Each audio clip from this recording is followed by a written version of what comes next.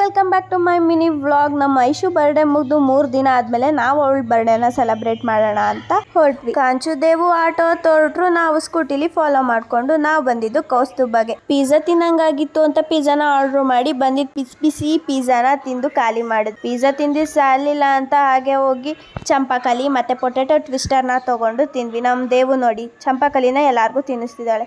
ನಂಗೆ ಸ್ವೀಟ್ ಅಂದ್ರೆ ಆಗಲ್ಲ, ಅವಳು ತಿನ್ಸಿದ್ಲಲ್ಲ ಅಂತ ತಿಂದೆ. ನೆಕ್ಸ್ಟ್ ನನ್ನ ರಿಯಾಕ್ಷನ್ ನೋಡಿ.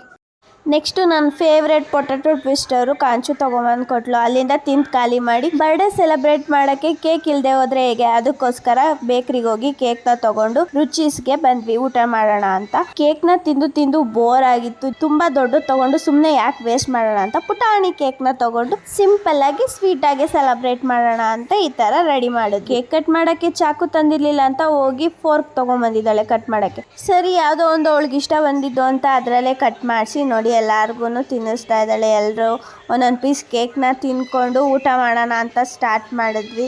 ನಮಗೋಸ್ಕರ ಚಿಕನ್ ಬಂದು ವೆಯ್ಟ್ ಮಾಡ್ತಿತ್ತು. ಈ ಮಧ್ಯದಲ್ಲಿ ಒಂದು ಜೋಕ್ಸ್ ಇದೆ, ಕೇಳ್ಕೊಂಬನ್ನಿ ಏನಂತ.